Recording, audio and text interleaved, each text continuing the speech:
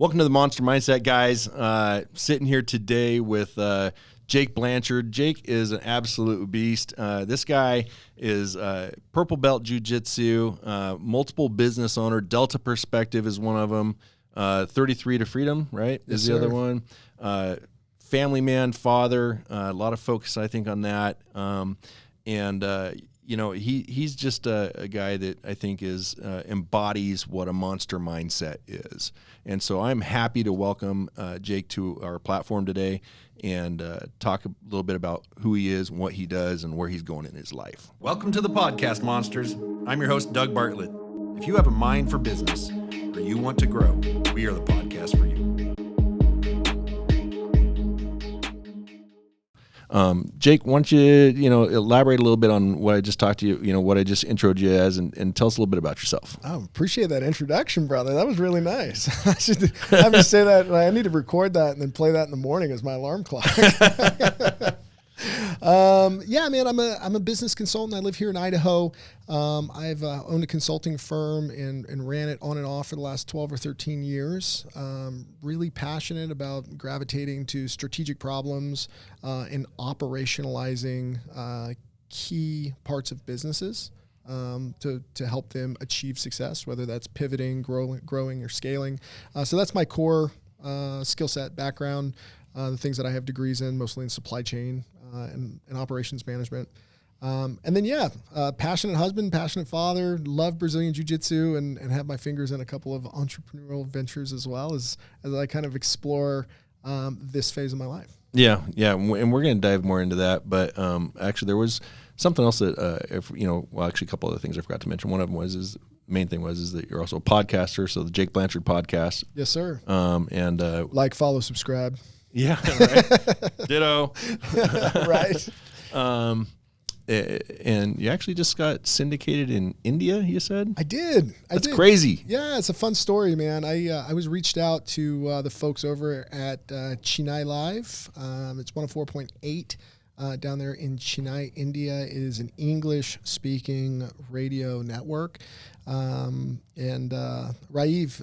the guy who runs it, he took a chance. He reached out to me. He said, "Hey, man, we're trying to fill these primetime spots with shows that are motivating and inspiring and have a diversity of guests. And we really want the population here to hear more things that are motivational and that you can, and that here are ways of doing that." And I'm all about commoditizing motivation. I think it's the most important thing that we can do is sharing the human experience, is help bring the water level up for everybody so that we're getting after it. So of course I said yes. And so there's an opportunity there. I think there's a financial one in kind of an ad revenue model. We'll see where that goes. But otherwise, all we had to do was take the curse words out of the podcast and cut a couple of lead-ins for them and send it down. And they're going to publish one a week in that primetime spot for me on Tuesday nights starting next week. So I don't really go into the whole intro thing maybe afterward. I just feel like it kind of takes the natural conversation vibe out of the whole situation. Oh, so for sure. It's we're just doing this. Yeah, 100%. So you know Dustin, right? I do. Just curious how you know Dustin. What's the story there? Oh, man. I was, this is 2005. I had just moved to Idaho. I grew up in Alaska. Yeah. Had no friends. Where at in Alaska? On the Kenai Peninsula. I grew up in a spot called Soldotna. All right. I spent a summer in Anchorage when I was 8th grade or something like that. Yeah. So about just south of Anchorage, about 150 miles driving. Okay. So had no friends or anything. Seven Dust was playing a concert. And I was standing outside, and there was a guy standing in front of me, and I just started talking to him. It happened to be Dustin. Okay. And then, him and I have gone to rock concerts for the last 18 years. All right. Yeah. So it's one of those things where we both have I was in metal bands growing up. And he just happened to be one of those guys that just says yes a lot. Like a show's coming into town, he's real proactive. He'll hit you up like, "Hey, I'm going to this show. Are you coming? Let's go get dinner before." He just always kind of created the scaffolding of having a good time. So I was always game. Well, that's cool. Yeah, you can't. I mean, if you got somebody that's setting up a good time, then jump on the bandwagon. Why not, right? Yeah, and he's done it for so long. 20 years of being really intentional about enjoying music and trying to get to know the bands, and he really enjoys that subculture. And he knows everybody. I guess he's starting with what's the place downtown? The Knitting Factory? Knitting Factory, yeah. Yeah, it sounds like he's worked on and off for them in different capacities over the years, and I think he's flirting with a pretty good opportunity there. So I don't know if he's taken it or not. I haven't talked to him in a little bit. But. Well, I actually talked to him yesterday. Oh, did you? Coincidentally, you used to work here, right? Yeah. And for a brief time, right? Yeah, I mean, I'm not sure exactly how long. It was a few months. Yeah.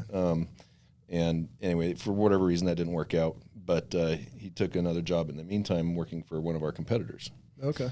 And I'm at home yesterday evening, and guess who knocks on my door? Who's that? Dustin. Uh-oh. He's out there working for one of our competitors, and I open the door. He's like, "Oh, damn." He says, I knew you lived out in this area. I thought I might run into you." He door knocked you. Yeah, he door knocked me. Oh no. And and that's this business is what we do. We door knock for roofing, and that's what he was doing. Yeah. For another company. Yeah. So yeah, we talked for a few minutes, and he's taking that job for the Knitting Factory, like I don't know, like an assistant manager or manager or something, setting up concerts. And I know he's really into the music side of things, and then he also has well, my son's really into music too. He makes music with a couple of rappers, and my son produces it, and so they were going to do a concert in June, but Blake and I, my son, were going to be in Greece at that time. So okay. Probably going to be postponed. Oh, so for sure. We'll see. Yeah, I think overall though, man, it's just a good-natured, spirited guy. I love how passionate he is about that stuff. He got me off the couch a lot to go check out cool shows and have cool experiences. So a lot of gratitude for him. Yeah, that's a good friend to have, because I can, speaking personally, I went through a lot of my life feeling like an outsider. And most of that was self-isolation. In retrospect, I didn't really realize it, but it's because I just didn't put myself in the situations I wanted to be in to change my life. And do you ever find that you're like that at all, or is it? Yeah. Oh, 100%, man. I've had a lot of years of ups and downs in that way, and I think it's natural. I think I've come to the realization that most people, especially people with a higher level of self-awareness, can tend to be really critical about kind of the ebbs and flows and how motivated they are or not motivated and those types of things. And so I think certainly I've had my battles with it. I think even up to recently. Yeah. Yeah. Yeah. You said you went through something here not too long ago. Do you care to talk about that, or rather not? Yeah, for sure. So, first off, as an entrepreneur, as a business owner, as a person who considers himself performing at a high level, the Jake of the past has done a pretty good job of selling the Jake of the future down the road for my capacity, what I can actually commit to, and what I can do. So I think I struggle with that a little bit still, of just like my aspirations and my ability to execute on my commitments.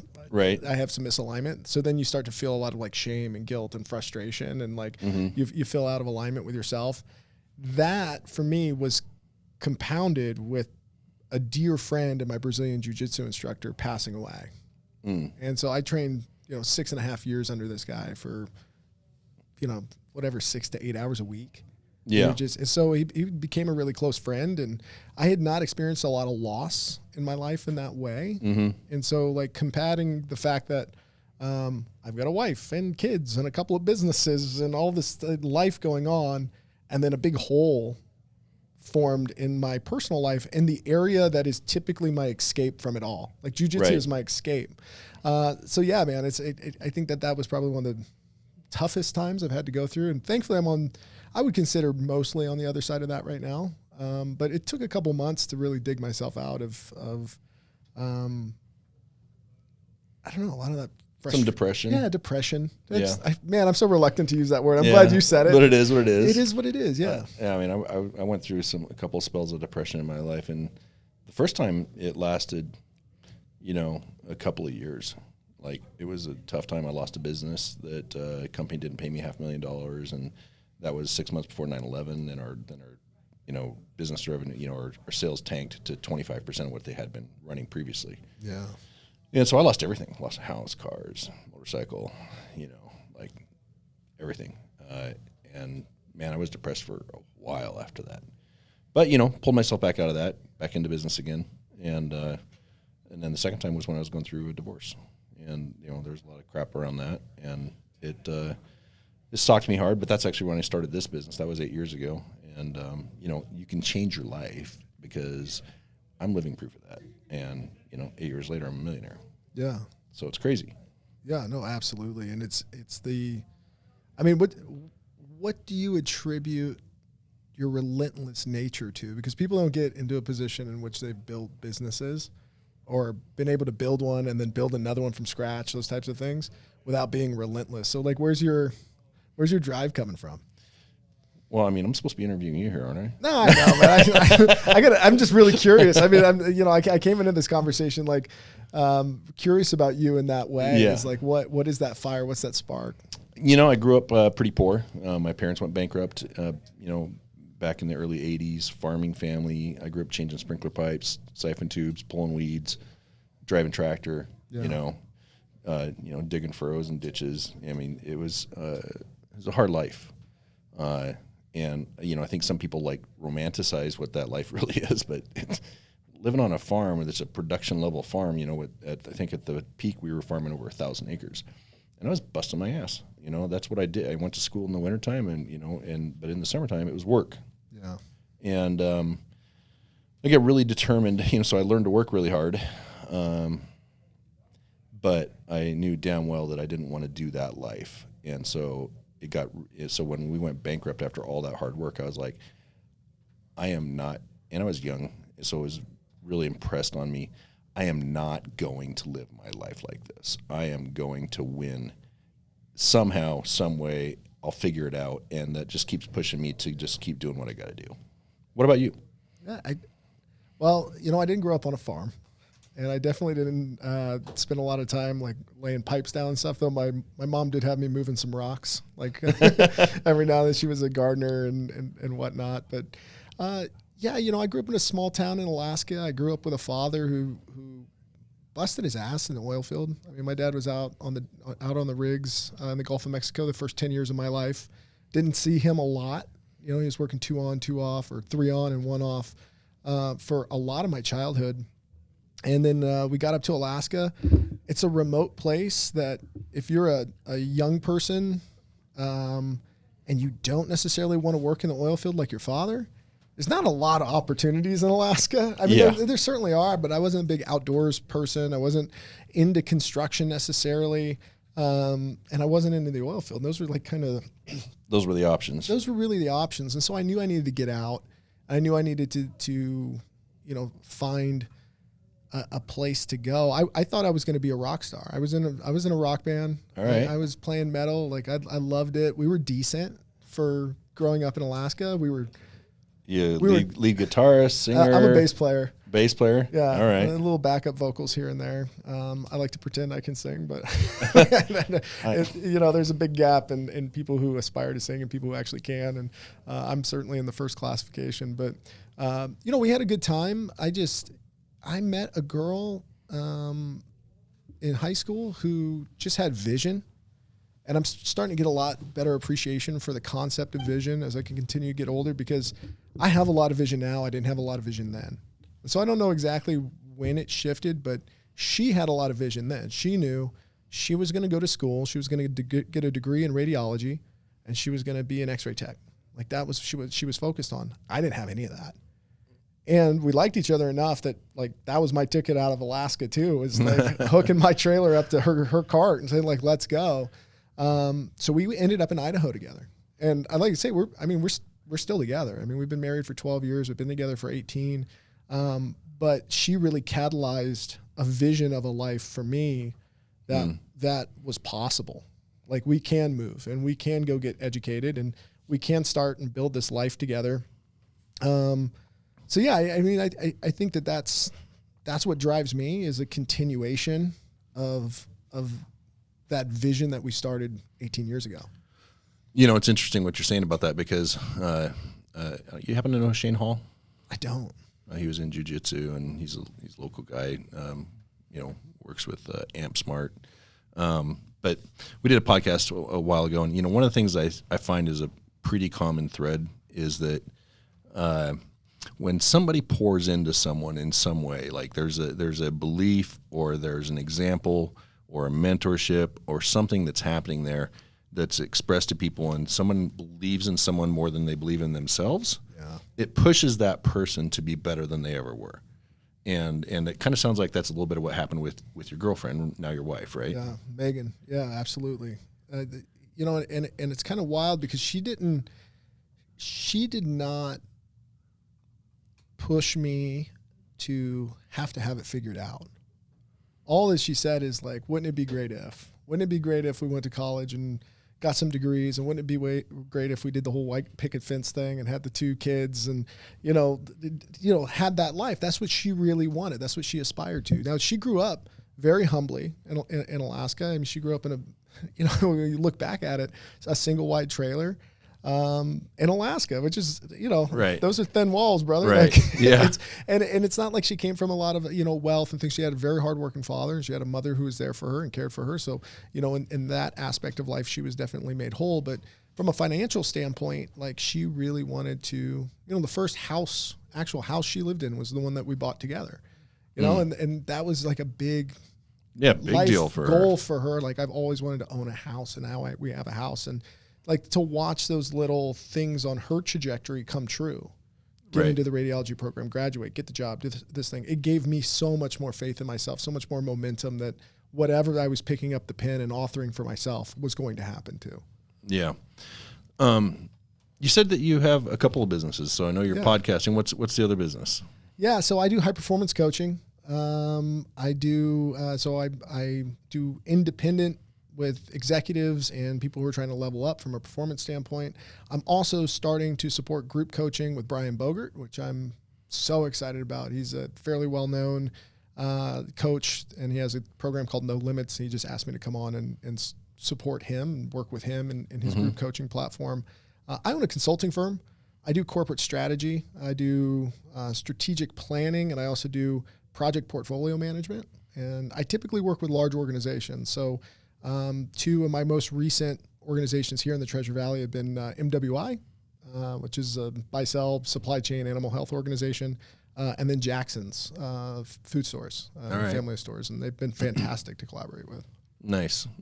What do you get the most fulfillment from? In my role in your job? Professional career? Oh man, I love chaos. I love complexity. I love problem spaces. Like, I would atrophy if I was in a place that was like fully operationalized and fairly optimized. That would just drive me nuts. I can't. I love designing process, and I hate following them. Yeah. And so, anytime that executive leadership has entrusted me to go out and do some discovery and really understand the root causes of, the problem, and then to come back to them with ways that we might be able to fix it together, whether it be, changing staff members' roles or bringing on new staff or eliminating staff. Like, that's all part of it. And then, from a process standpoint, hey, if we did these 3 things differently, or if we said no to this thing for now, this is what it would impact financially. This is what it would impact operationally. Wouldn't that be great? And then, getting that, okay, let's try that. And then when it actually works, hallelujah. Yeah, hallelujah. There was a quote I read at a very timely point when I was first getting this business rolling. I think I was a couple of years in. Yeah. And I could see the future of where it was going. But we were, maybe a, $1 million or $2 million business at that time, and we're going to be probably a $50 million business this year. But what I read was to master the art of entrepreneurship, you must first master the art of boredom. Yeah. And to me, that was really impactful, because I was like, dang, just because I can see it doesn't mean I can do it. Yeah. And I have to get used to the idea that I'm going to be bored in some of this process, because that's my wheelhouse is like you're talking about, designing but not following, right? Yeah.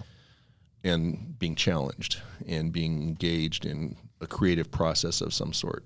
And by getting involved in understanding that mastering the art of boredom, that got me over the hump, understanding that concept.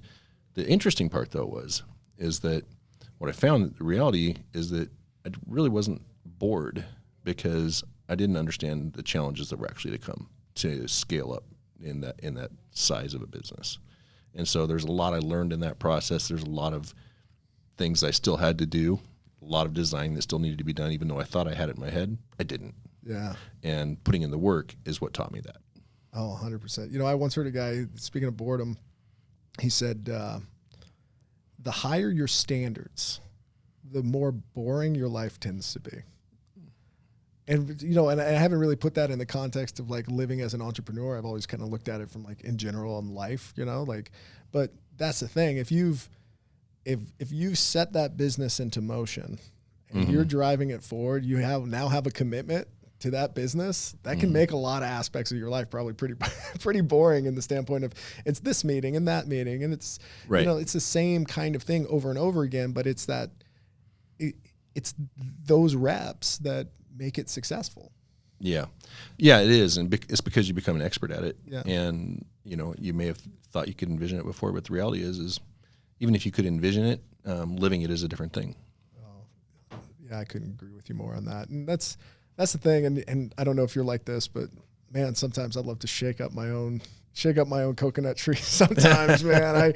Anytime I get into one of those states where I've been just kind of like bored for 2 or 3 months, I love to throw myself a curveball, like take on a new thing or stop doing something that I enjoy doing, just to pick up something else. Like I just have to keep it fresh and new and keep learning or chasing that mastery in something else or something new. Because I'll atrophy. I'll get too bored, and then I'll stop losing motivation, I'll lose motivation, and then I'll stop doing stuff that are important or revenue generating. Yeah, it is important to generate revenue. Yeah. That's part of being an entrepreneur. You better figure that part out. But yeah, no, I totally relate to that. I mean, I've got this business, but also working in the NFT space a little bit right now, and also have an Airbnb business that I just started, and also developing a CRM. There you go. Yeah, just a simple little CRM over the weekend. So, having varied interests isn't a bad thing. And, I have a crypto mine at home. And so there's a lot of different things. And so what you're saying when you have to shake things up, I find that rings very true for me, because like if I'm feeling stagnant and repetitive, then it's like I want to completely check out, and I force myself not to most of the time. But there's times where it's like unavoidable. I'm just like, I don't feel it right now, and that's when I started a business. Yeah, I tell you what, that NFT space is absolutely crazy. Yeah, Dustin said you have some interest in that space. Have you been working in it a little bit, speculating? What's your story? I'm flirting with the outside of it. I think it's my default is that like there's something in there that seems like I'm going to be able to play in it. Like I want to figure out where that is. Yeah. I tried to get into like crypto trading and things like that. One, I'm so impatient. It's kind of a diamond hands game. And also if you're going to play, you need to know what's happening, and need to know who's dumping what, and at what time, and like really be involved in it. I had a hard time like managing my little crypto wallet and investing, but that's me. I didn't do the research, and I didn't put the time in. So you can't be upset at the results you didn't get by the work you didn't do. But from an NFT standpoint, I recently had a conversation with a guy named Mario Knopfel, and Mario's this young guy. He owns NFTtech.com. I think he actually owns the stock ticker NFT. The New York Stock Exchange ticker. And they're a company that goes out and they buy NFTs, and they create market spaces for specifically NFTs embedded in games, which is like a whole situation I'm just starting to understand, as well as, a lot of the kind of memorabilia style NFTs that are out there as well, of, little video clips or, whatever it is. Right. And so I'm starting to explore that a little bit. I love art. I love artistry.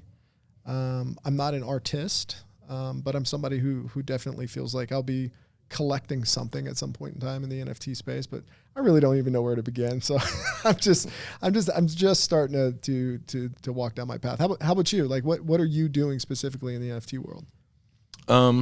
Well, I have 2 guys that work for me full time. Basically, they're Twitter and Discord trolls. Okay. And Sage and George, shout out to you guys for getting in there and grinding that out. So we've really gotten to know that space. There's a project called DGen Pass that my son's one of the advisors on their group, and they're basically a Twitter community or Discord community, and they are pretty effective at getting whitelists and issuing those out to their followers and that type of stuff. So we're pretty involved in that, and I've speculated on quite a bit of the NFTs. Like I'm pretty heavy into the Artifact Studios, Clone X, Monolith. I think we've got 4 monoliths, 3 clones, and it's done really well. I also flipped, some of that, flipped clones for a profit. That's, specific NFT studio. I don't know if you're familiar with the clone project or not. But just a little, just enough to be dangerous. Yeah. Well, I mean, funny, like not really funny. It's a success story, but, like about 3 months ago now, or 2.5 months ago, I saw a clone that was really high on the rarity charts, had some good characteristics, and it was $125,000 to buy it.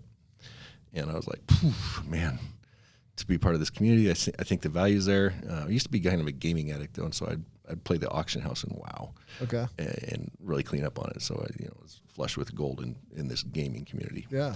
And I was like, this is kind of the same thing. It's like, if the value's there, the perceived value's there, and you can see that there's a use for it and it's going to create value in the future, then it should be a good investment. So I did spend $125,000 on this NFT. But 2 months later, so this has been like 3 weeks ago now, I sold it for $250,000. Wow. So, yeah, the perceived value. I think you touched on like the most important thing about it, because this is what Mario told me. It was like, hey, he goes, everybody knows these like really expensive watch brands, like Rolex, and it's a symbol. It's a status symbol in a lot of ways, that like I'm a part of this community, or I bought this thing. Like it gives you a little bit of clout and gives you some status, and digitally that's important, because he's like, it helps you get the deal done. It helps you close a deal, like having a nice car or a nice watch or a nice suit, like in some areas of the world. Like if you're in the business of selling multi-million-dollar yachts, you can't just show up in a t-shirt and jeans. There's an expectation around it. Right. So if you're in the business of trading these types of things, or being a part of these communities, or having some kind of clout in these sort of, but people are willing to spend the money. Yeah. Yeah. It's a club, right? At some level you feel like you're making an investment, but at another level it's part of a club, and there's membership benefits. And that's the way I look at it. It's not so much about the art. If you're buying something purely on art, just count it as I'm buying something because I like it and my money's gone. If that's the reason you're buying, that's the way you should look at it. But if you're looking at it and saying, hey, there's a community here, there's a roadmap that's going to create value in the future. The community has to be there in order to drive that value, no matter what the roadmap is. It could be the greatest roadmap in the world, but if there's no community, you're screwed. Yeah. You could have a great community. If there's no roadmap, eventually you're screwed too, right? There has to be both. And so it's kind of like the picture is kind of like your country club membership card. And you got to look at it like that. Like, am I going to join this community? What's it going to give me access to? So what's the utility and what's the community? And now the art's is secondary to those two factors. And if you can get your head around those three things working together, then you should be able to pick good projects. I'm about 80% getting my head around those three things. But again, it's one of those things where I'm certainly not an early adopter when it comes to this space, but as somebody I've gained over the last, I would say, 6 to 9 months, a healthy respect for what's happening. I don't just kind of brush it off as a fad or a trend. I understand how much utility is likely there. No, not likely. This is going to be world changing. Exactly. That was going to be my next point, where it's like, I'm starting to understand, the idea of just making your house an NFT. And then when you sell a house, it's like you just scan the thing and you transfer ownership. Like instant transfer of ownership, instant transfer of money.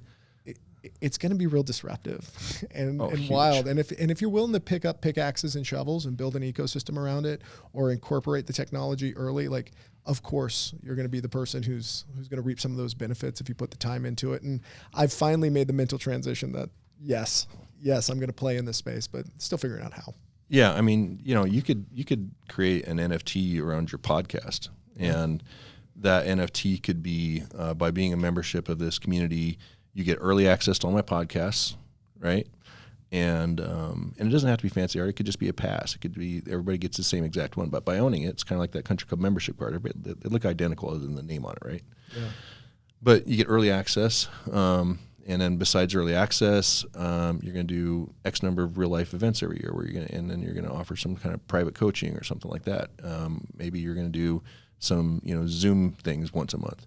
And and provide value. And if you have enough listeners, and they are like, hey, I really like this guy, and I want to follow his thing. So you create that community, which was part of what you're doing with the podcast. But then you go deeper with that, create more community with Twitter, Discord, and then offer yourself as an NFT with the resources. It's kind of like a Gary V project, V Friends. Have you heard about that one? Oh, sure. Yeah. So it's kind of what he's done, right? He's got doodles that are, just like he grabbed a piece of paper and he's like, I'm going to draw a stick figure man, basically. And, shout out to Gary V. Guys, he's on top of it. But yeah, man, Gary V, man, you got to go to garage sales. You got to go to them. Is there Star Wars figurines? If so, I'm in. I get so much enjoyment watching videos of him walking around in his like Jets jacket. Yeah. These garage sales, like talking old ladies down on, some baseball cards or something like that. I'm like, go Gary. Like, Jewing them down. Yeah, good for you, brother. Like keep them on their toes. And they come back to him when he's getting ready to walk away. And they're like, all right, we'll give it to you for $15. He's like, all right, fine. We've got a deal. Guy's worth, millions, gobs of money. But, I think it's I think he does a pretty good job of showing that anyone can do it, and I think that's his point. Yeah, I agree. And I think that's why he stays active in that because, it doesn't matter where you're at. You can start with 25 cents. If that's your side gig and you're going to go to garage sales and you can flip that in 25 cents into, $10 and flip that into 100 and do it over and over again. And pretty soon you've built something. Yeah. And you've learned along the way. And I think that's the real trick there is that most people don't understand the grind that it takes to be self-employed. A lot of people want to be self-employed. A lot of people want to not have the standard 9-to-5 job, but they don't understand what you got to go through to learn how to do that.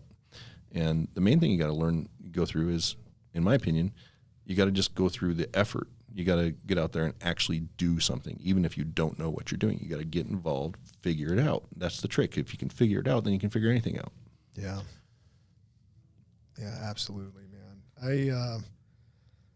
I think about jujitsu. Jujitsu is always my default when I go back to it because it was such a humbling experience for me in the world of figuring it out. Yeah. And you show up and have you ever done jujitsu before or any martial arts? I haven't. I've been thinking about joining it though because we got a studio right up the road from here. Oh, Egley's place. Yeah, it's 2 blocks away. I don't remember the name of it, but a couple of the guys in the office here are going there. Well, so there's from where we're at. If you go left on Overland, you can get out to Spectre Jiu-Jitsu. And if you go right and you go back toward Entertainment by the movie theater, Mike Egley's got a place over there. And both those guys are absolute. Derek and Thomas that run Spectre are phenomenal. And then Mike Egley's place is phenomenal. Well, the one here is if you just turn left on Maple Grove and just go over the overpass, it's right there on the left-hand side. Oh, so that's a base. Yeah, you got another one. Yeah, you're in a triangle here of really awesome jiu-jitsu. Yeah. So yeah, great schools and great guys that run all those spots. Yeah, but back to the point is that's, it took a lot for me to have. I picked this up recently. I'm going to share it. You have to learn to lose without losing faith. And it's such a powerful thing when you think about jiu-jitsu. The guy who told me that is Ricardo Laborio. He started American Top Team. It was a big fight academy down in Florida. And I was at a jiu-jitsu seminar, and I asked him to distill down the most important lesson he's ever learned in jiu-jitsu. And that's his 40 years of jiu-jitsu right there. You have to learn to lose without losing faith. And, to the point earlier, it's that process. It's the process of going and getting after it and taking your L's and dissolving your ego and just grinding and being relentless and figuring it out. And for me, jiu-jitsu was such a great catalyst to do that because I was not that person. Yeah. In business or in life or showing up as a husband or a father or whatever until I had a playground that I had to lose a lot in. And had to sit with myself after I just got choked out by a child, Yeah, that's interesting. I think that's great. You have to learn to lose without losing faith. I mean, that's a take home right there to me. 100%. Yeah. And I think that does ring true to business and success is that, you know, if you aren't willing to lose, then you're never going to win. Like you have to take that chance that you're going to lose. And for me, we just call it failing forward, right? We tweak something, we try it. If it fails, that's okay. We regroup, we try something else. And if it works, then we try to see if we can make marginal improvements to that. And every day, all the time, it's marginal improvements. How can we be better? How can we get better? How can we have happier customers? How can we serve more people? And if we continually do that, that's just part of our company culture, then we're always going to win in the end. Yeah. Yeah, there's no other way. Yeah. Just out of curiosity, tell me about that tattoo on your arm. That's your podcast, logo that you have on the cover. What's the story? I am a big fan of dichotomies. I love light and dark and yin and yang and these types of things. Throughout the course of my life, they've just kind of appeared to me. And I was getting my branding done for my podcast. Well, I was doing my coaching business first. And then I was like, well, most coaches have a podcast. And I was like, well, I don't really want to make a podcast about coaching. Like, there's just so many of those. Like, I'm going to do motivational things that's inherent in my personality, but I'm not going to center the whole podcast around my business, right? I just wanted to talk to whoever I wanted to talk to about whatever I wanted to talk to them about. Wait, before you go on, tell us what it is actually for anybody that's listening and can't see. Yeah, so half the face is actually a picture of Hercules. Right, so it's a face split in two down the middle. Face split in two down the middle. One side is got this kind of stone statue style figure, which just happens to be Hercules, and the other side is this like technological like robot looking thing. It's got grenades for teeth, and its eyes all lit up when you look at the actual rendered photo, and it's just kind of mechanical in nature. And really to me, it's just a nod to the fact that we should be thoughtful, like a Stoic, like that kind of philosophy, but understanding that our world is changing with technology on a regular basis. And if we're irresponsible, as in we don't contemplate what it means to be a person living today, and knowing that today is changing faster than it ever has before. Like a year from now, the way that technology is expressed in our lives and the way that we interact with it and the things that we can do with it, like if we don't deeply contemplate how we want to fit in that changing world, if we expect the world to fit us, we're going to have a really hard time. And I think that's where a lot of imbalance happens with people in their relationship with technology. I think personally for myself, I find myself getting sucked into these rabbit holes in social media and just like, Reddit, my God, there's just so much happening on that particular platform. And like, did I clearly set some expectations? Did I clearly, as the Stoics would, disconnect myself from that reality and just understand that it is exactly what it is? Yeah. And I decide my relationship with it. Right. Yeah, we talk about stoicism here in our office regularly in our leadership group, and because I think that's one of the key characteristics of anybody's ability to be a leader is they have to have their centeredness, their place where they have their foundation that's very unshakable. Because if you don't have that, then and you're trying to lead people, then they don't feel like they're being led by someone who can do it in a safe manner.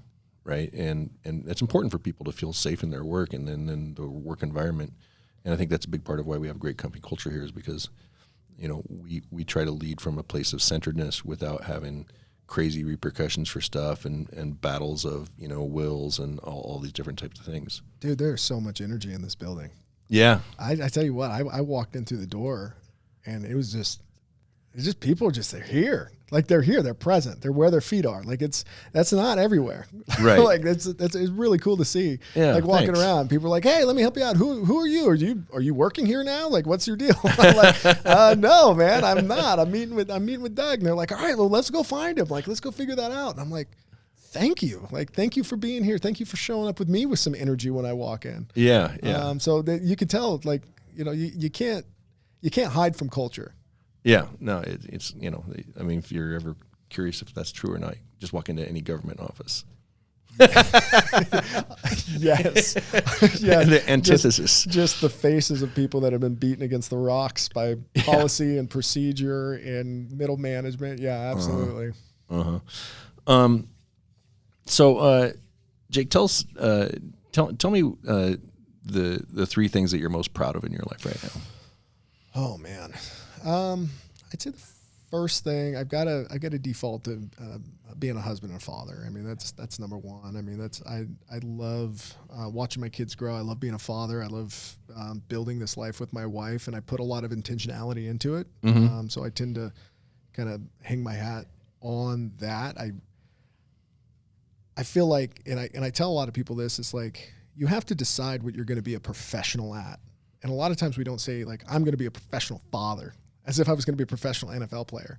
Right. And if you show up to fatherhood in that way, that you're a professional, like then yeah, you get to be one. Like that's right. And so like that's number one. Number two is my consulting firm. I always wanted to be a consultant. 2008 is when I started this. I was 21 years old. I was still in college. And I had a really interesting experience at St. Luke's, the hospital here in Idaho, where they ended up picking me up as a contractor earlier in my career around supply chain analytics and some of those things. There were some great opportunities to start building a career, but they didn't have room from a full-time employee perspective. And I had worked hard enough as an intern that they were like, well, we have a discretionary consulting budget or external services budget. So why don't we use that to just bring you on because we want to keep you? And then I was like, oh my God, companies can make room. Yeah. Like if they have a problem and it's temporary, like they'll make room for it. So I started Delta Perspective in 2008. And I said, like, that's what I'm going to do. And I turned it on and off. You know, I worked for St. Luke's for a number of years, and I worked for UCLA Medical Center as a consultant.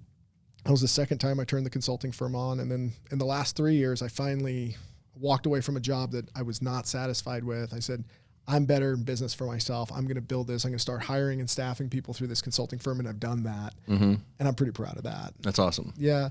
And then the third thing is that deltaperspective.com or it's deltaplife.com. Okay. When I was in 2008, I owned deltaperspective.com. Oh, you let it die. And I let it die. Damn. And I have not. And if you go look at what it cost to buy it, it's I just haven't justified it yet. So, okay. But I'll get back to it. I bought my name back though. I owned JakeBlanchard.com in 2008 as well, and I had to rebuy that for a couple grand about 3 years ago, which is just a pain. But part of doing business, you know, kudos to, you know, Bob, whoever who bought JakeBlanchard.com, right. You asshole. You know, and the third thing I'd say is around my jujitsu. Okay.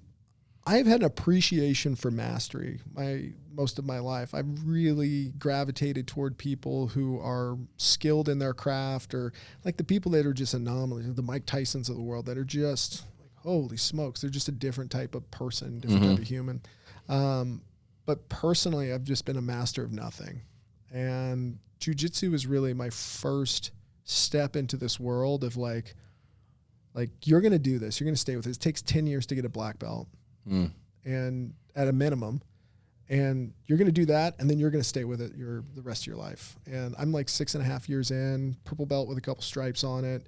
I've competed. I've won some things as a competitor. I've fought through the injuries. I've fought through the talking yourself out of going to class and all those types of things. And I'm just absolutely in love with it. And it's something that I needed in my personality, or needed to fulfill personally, right. That I had not with anything. And I'm really proud that I was able to do that, because I think it gives my kids something to look at me and say like, oh, dad's doing his thing. You know, it makes me proud of me. It makes my wife proud of me. So I feel good about that. That's cool. Do you think you're going to hit your black belt in 10 years? Man, I'll be close. I'll be close. We'll see if I can stay injury free. I think I'll be right in there. It might be 11, but the goal, I'm 35 right now. The goal is to get it by 40. So right. Giving myself kind of 4 or 5 years from now to see how close I can get. But I'll be in the hunt for a brown belt next year. And then, you know, it's gonna be a long road to get to black, but we'll see. Well, maybe I should come down and do a class with you. It'd be fun. Do you teach now at all at this point, or you just go to class and practice with the group, or what's the setup like? Yeah, so we do have some high level black belts in our school, and we get the benefit of their instruction for our intermediate and advanced classes. Every now and then we break out into groups in which we have more like peer level teaching. Yeah. It gives us, especially as an upper belt, gives us an opportunity to articulate how to actually do the move, because so many of us have a library of moves that we know. Right. But it's a different game, just like anything else, when you're teaching people how to do it. And so I'm excited to do a lot more of that. I if I can free up, or if I can make the time, which is probably a better way of saying it, I'd love to teach some kids classes or some beginner classes a little bit more. Yeah. Just because, I have to learn how to explain as well. Yeah. I've actually got the gi sitting on my kitchen table right now. I bought the gi, so I'm like, I got to do this. I got to take the step. I like it, man. I tell you what, you just dive in, get into that struggle snuggle, and just figure it out. But it teaches you a lot about yourself, and it teaches you a lot about just, being relentless. All those things. And I think for you specifically, as somebody who seems competitive, seems like you're here to go. You're all in when you make a decision that you're all in. It's interesting to see how martial arts, specifically jiu-jitsu expresses itself in people like yourself, high performers. Yeah. I mean, the guys in the office have been having a hard time getting me to go, and I was finally like, all right, get the gi. But I think maybe this is the tipping point. I got to get out there and just go sign up and take the shot. Yeah, absolutely. And any of those three schools around here are really great school. I have nothing negative to say about any of them. Yeah, I'll probably go to base because that's where they're going. Yeah. So what business projects are you working on now that you're passionate about? What's the number one thing that stands out? Ooh. Well, I own a small percentage of a beard oil and tattoo balm company that is about to release like hair products and a bunch of other things we've been waiting on doing for a while. And that's about to catch some momentum. It feels good. Sales are going up at a really nice clip right now. There's a lot more barbershops and spots like that are wanting to carry the product. We sent a bunch of it down to the Tampa Bay Buccaneers locker rooms and things like that, and some of the guys really liked it. So, there's some cool stuff kind of happening in that space. The thing I'm most passionate about, though, is I started a company called 33 to Freedom. Yeah. And it's all around, it's a lifestyle brand around cold plunges and ice baths. And I am hopelessly obsessed with them. I haven't done a lot of them in the last 3 to 4 months or weeks. Tell me the name of that again. 33 to Freedom. 33 to Freedom. Why that name? Because as cold as you can get an ice bath is about 33 degrees. Oh, okay. And then there's a lot of freedom associated with that, from mental freedom. It induces a stress response in your body when you get into a cold plunge or an ice bath, especially if you put your vagus nerve in your neck right below into the it. water. So you get that fight or flight response that drops, and then you get that adrenaline that drops, and your ability to breathe through that helps you manage and cope with stress. And I've found such a huge benefit for me to turn the volume down in life just by regular ice baths. And it's also great for recovery, muscle recovery. It's great for. How often are you taking the dip? Typically, it's 2 to 3 times a week. Okay. Right. Again, I've had about a month where I've been a little out of balance and haven't done it at all. And so hopefully this is a good catalyst conversation to make me go home and do it. But there's not a lot of lifestyle brands around cold plunging, if any. So what is a lifestyle brand around cold plunging? What is that? What's that about? Tell me about the business here. Yeah, the way that I think about it is if you're a vegan, you like to tell people that you're vegan. So there's all these different shirts and hats and things like that around being a vegan. So it's for cold plunging, there's not a lot there. I think too, I'm a big fan of the old USA and having a brand that's got freedom in it, being able to kind of put the flag in it, or the 33 is great with the 2 E's in freedom, and you can just flip it. And then you have the 2 E's instead of the that's 3's cool. instead of the E's. So the logo works, the feel works. And so, it's just about launching it. So I got a launch date this summer, in mid-July. And then we're going to come out with 4 or 5 different, hats and shirts and things like that, and see how well it sells. I mean, we're just going to kind of market around the All cold right. plunging subculture. Okay. And see if people can, buy gifts for their friends and family that are around it. Because I always want to start a conversation about cold plunging. That's my default. Anytime I'm in a conversation with somebody, I just want to have that. So hopefully if they see something on a shirt or a hat, somebody will be exposed to cold exposure. And, I feel like I'm kind of doing my part. I had Chris Gethin in here a couple of weeks ago. I don't know if you know who Chris Gethin I did. is. I had him on my podcast a while ago. Chris he's an interesting cat, man. I have a lot of respect for him. Yeah, he's taken his life to extremes in a lot of ways, it seems like. Yeah. But he's about the cold plunging too. Yeah, I had been in it for about a year and a half before I started talking to him, but he's the one who really, on my podcast, actually started talking to me a lot more about the stress response. Because I was just doing it for recovery from jiu-jitsu, and I'd been listening to some Wim Hof about breathing, but he's like, no, there's so much more there. Don't ignore this. Go deep around its actual impacts on your brain chemistry and your stress response and your hormonal responses. He's like, that's where the gold is. And it really fired me up in the space. Okay. Yeah. All right. What kind of a tank do you have?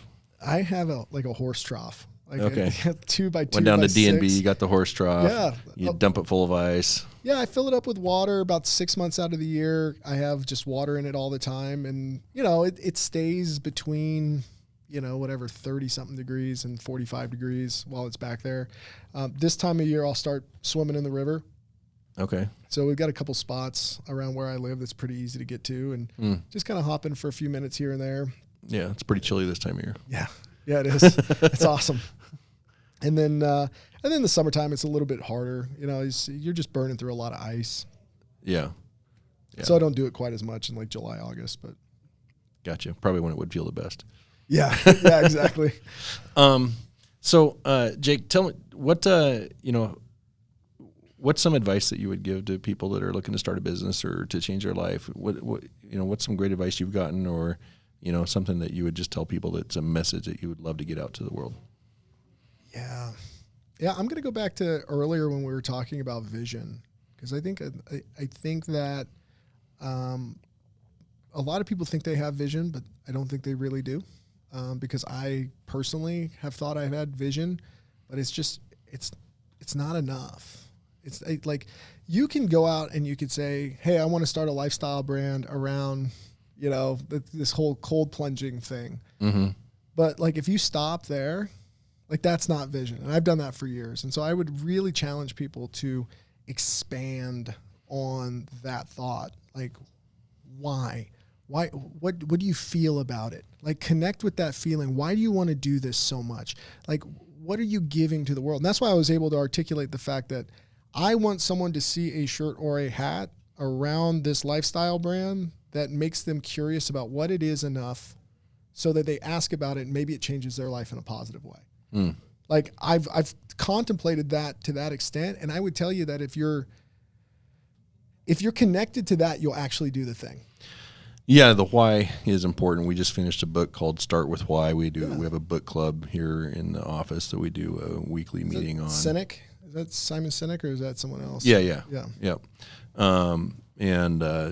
If you can get the why really nailed down, having a vision is great, but it doesn't really matter if you don't have a why and if you don't have implementation. Yeah.